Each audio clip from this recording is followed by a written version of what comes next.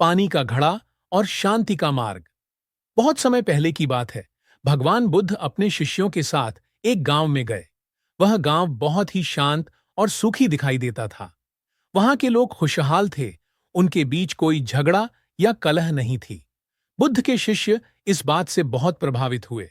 वहां एक युवा शिष्य राहुल ने बुद्ध से कहा, भगवान, इस गांव के लोग इतने शांत और प्रसन्न हैं।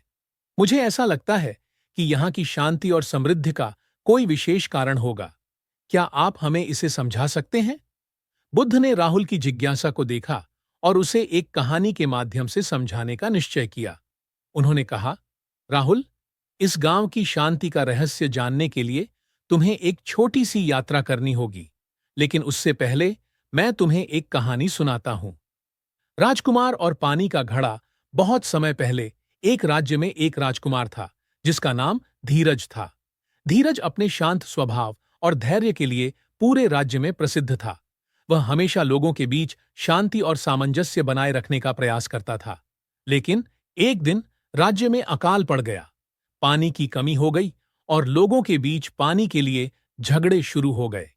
राजा और उसके मंत्री इस स्थिति से बहुत चिंतित हो गए थे।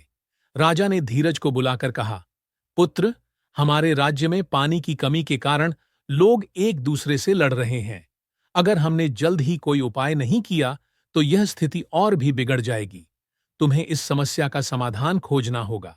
धीरज ने पिता की चिंता को ध्यान से सुना और समाधान की तलाश में निकल पड़ा। वह कई दिनों तक जंगलों, पहाड़ों और नदियों की खोज करता रहा, लेकिन कहीं भी पानी का कोई स्रोत नहीं मिला। अंततः एक दिन वह एक साधु से मिला जो एक शांतिपूर्ण स्थान पर ध्यान में मग्न था। धीरज ने साधु से विनम्रतापूर्वक पूछा, महाराज, हमारे राज्य में पानी की कमी के कारण लोग एक दूसरे से लड़ रहे हैं। कृपया मुझे कोई उपाय बताएं जिससे हम शांति स्थापित कर सकें और पानी की समस्या का समाधान कर सकें। साधु ने धीरज की बात सुनकर कहा, पुत्र, पानी की कमी एक बाहरी समस्या है, लेकिन असली समस्या लोगों के मन की अशांति है। जब लोग अपने मन को नियंत्रित नहीं कर पाते तो वे किसी भी छोटी चीज पर झगड़ा करने लगते हैं।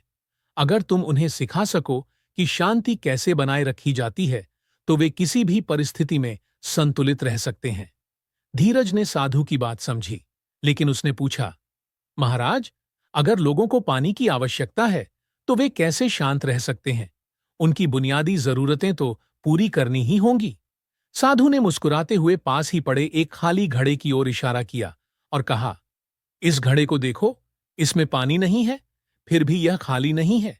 यह घड़ा हवा से भरा हुआ है। अगर तुम इस घड़े को ध्यान से देखोगे तो समझ पाओगे कि हर चीज का अस्तित्व भले ही दिखने में न हो, लेकिन वह कहीं न कहीं मौजूद होती है। शांति भी इसी प्रकार होती है। अगर तुम्हारे भीतर शांति है तो बाहर की कमी या संघर्ष तुम्हें विचलित नहीं कर सकते। साधु की बातें सुनकर धीरज को समझ आया कि शांति और संतुलन मन की अवस्था है। उसने साधु से विदा ली और अपने राज्य वापस आ गया। वहां लौटकर उसने लोगों को शांतिपूर्ण जीवन और धैर्य के महत्व के बारे में सिखाया। उसने सभी को समझाया कि जल की कमी को समझदारी और संयम से ही सुलझाया जा सकता है। धीरे धीरे लोगों ने उसकी बात मानी और राज्य में फिर से शांति स्थापित हो गई। बुद्ध की शिक्षा कहानी समाप्त करने के बाद बुद्ध ने राहुल से कहा, राहुल, इस गांव की शांति का कारण भी यही है। यहाँ के लोग अपने मन को शांत और संतुलित रखने का महत्व समझते हैं। वे बाहरी परिस्थितियों पर निर्भर नहीं रहते, बल्कि अपने भीतर की शांति से जीवन जीते हैं। जब लोग अपने मन को नियंत्रित कर लेते हैं तो वे किसी भी स्थिति का सामना धैर्य और संतुलन से कर सकते हैं। यही इस गांव की शांति का रहस्य है। राहुल ने बुद्ध की बातें सुनी और गहरे विचार में डूब गया। उसने समझा कि सच्ची शांति बाहरी परिस्थितियों में नहीं, बल्कि मन की अवस्था में होती है। जब मन शांत होता है तब जीवन में शांति और संतोष का अनुभव होता है।